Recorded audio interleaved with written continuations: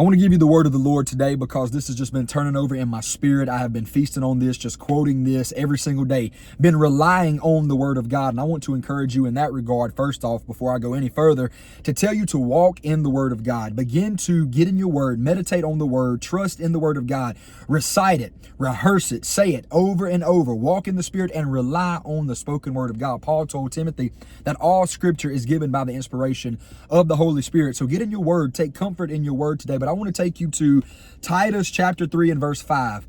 Now listen to what the Bible's saying to us, because if you apply this, if you rely on this and really put your faith and trust in this, I promise you, you will begin to feel that spirit of heaviness. You'll begin to feel that condemnation. You'll begin to feel all of these things that the enemy will throw your way to keep you distracted, to keep you weighed down, to keep you off track and off course. But if you really put your faith in Titus 3 and verse 5 today, I promise you, you will begin to have a restoration and a renewing in your walk and in your personal relationship with the Lord Jesus. The Bible begins to say, not by works of righteousness which we have done, but according to his mercy, he saved us by the washing of regeneration and renewing of the Holy Ghost. The reason this has just really been speaking to me lately, really been helping me lately, is because, listen to me, I'm going to be honest with you. I'm going to be the first one to say it. I know it ain't popular in Christendom. I know it ain't popular in the church, but listen to me. Braylon ain't got it all figured out. I do not have it all figured out. I am not perfect. And I have to rely on the finished work of the cross of Calvary. And that's what I want to encourage you to do today. Quit trying to do everything within yourself. Quit trying to be your own God. Quit trying to be your own Lord and Savior, and look to the cross of Calvary. Look to what Jesus has already done. When he was hanging on the cross and he said, "It is finished," that means he has paid the sin penalty. And now through Christ, we can be renewed. We can be restored. We can be set free. It's not by works of righteousness that I have done, that you have done. When you continue to rely on yourself day in and day out, I promise you, you're not going to get very far. It's going to be very frustrating because you're soon going to find out that you're not perfect. You are in need of a Savior. That's why when I preach the gospel of Jesus Christ, I don't preach it as something like a morality pleaser. I don't preach the gospel. I preach the gospel as a necessity, because we are all in need of a Savior. Why? Because we're imperfect, we're flawed, we got issues, we got problems. And I want to tell you today that God is not intimidated by your mess. God is not intimidated by your struggle, by your problems, by your pain. He wants you to bring it to his feet, lay it at his feet, and repent. Call upon the name of the Lord while he may be found. Turn to him, seek him while he may be found. Call upon him while he is near, and repent. Confess your sins. He told us in 1 John chapter 1 and verse 9, if we would just confess, he would be faithful and just to cleanse us from all unrighteousness. He would do everything that he said in his word that he would do if we just bring it to him, confess, and give it to Jesus. Quit depending on yourself. Quit depending on the external factors and the external resources of the world that we live in. The money's not going to get you very far. The man, the woman's not going to get you very far. All of the works of the flesh, the lust of the eye, the lust of the flesh, the pride of life, when you begin to walk in this, when you begin to depend on this, it's only going to lead to a life and down a road of misery and pain, because there's a law in the book of Romans, and that law is the wages of sin is death. That's all sin is ever going to bring you. I don't care where you are in your life. I don't care what the enemy may be trying to tell you. You're not good enough to come to God. You're not good enough to be a Christian. You can't do it. No, you can't do it within yourself and by yourself, dependent upon your own works of righteousness. But I want to break this word renewing down to you. I'm going to read it again. Not by works of righteousness which we have done, but according to his mercy he saved us by the washing of regeneration and renewing of the Holy Ghost. That word renewing in the Greek literally means a renovation. It literally means like you're going into a house. I want you to think about a rehab in a house, like you're fixing up your house or you're fixing and flipping a house. I want you to think about it that way. You're going in, you're renovating that house, you're making it new. That's what the Holy Ghost will begin to do in the life of the believer when we give it over to Jesus.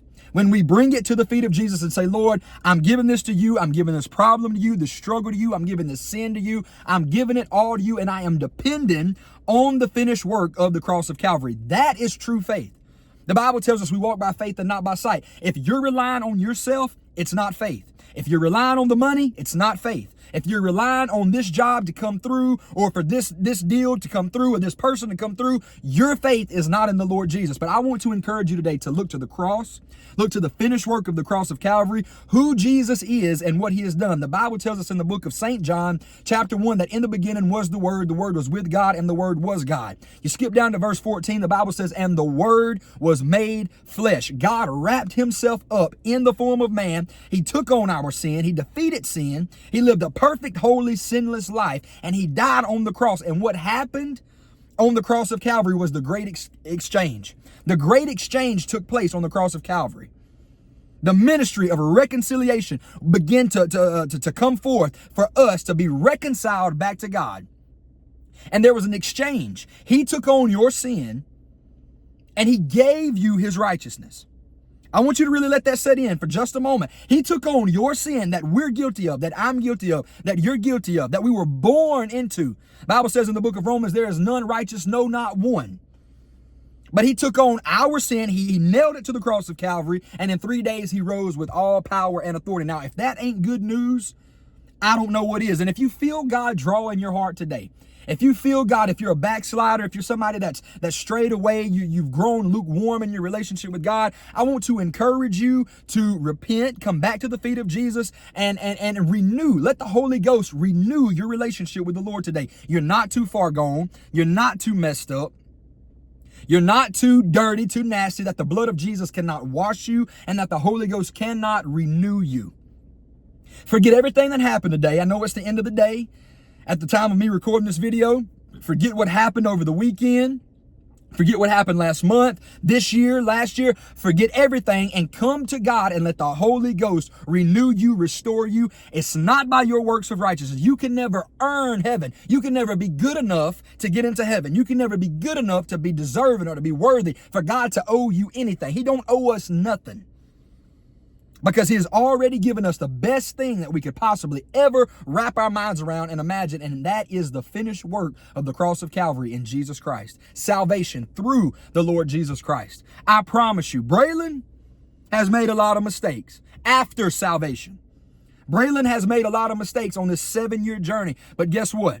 It's not by works of righteousness that I have done, but it's by his mercy. It's by his grace. I'm looking to Jesus. I'm looking to the cross. I'm looking to the blood of Jesus. I'm looking to the Holy Ghost to sanctify me, to renew me. Philippians 1:6 says he will complete, he will finish what he has started in you. He may, like I said, he may have saved you. God may have saved you, and you may have grown cold. Let's be honest. We all get to that point in time in our relationship with God. We all grow cold. Don't let nobody tell you they ain't never felt like they were a million miles away from God. They felt lukewarm. We've all been there at some point in time in our life. And if you haven't, please DM me. Let's talk, because I need to know what you're doing. There's been times in my life I have been cold in my relationship with God. It felt like I was a million miles away from God. It felt like, I'll be honest, it felt like in my mind as if I wasn't even saved. But he said he would never leave. He said he would never forsake, but he would go with you until the end. And you may be lukewarm today, but I want to encourage you just to come back to the feet of Jesus. Repent. You may be a backslider. Repent. You may not be saved at all and may have never experienced salvation. And if God is dealing with your heart and tugging with your heart, I want to encourage you to put your full faith and trust and confidence in him, in his righteousness, and let him renew you, restore you, renovate you, make you new in the Holy Ghost. I love you. I'm praying for you. Be blessed.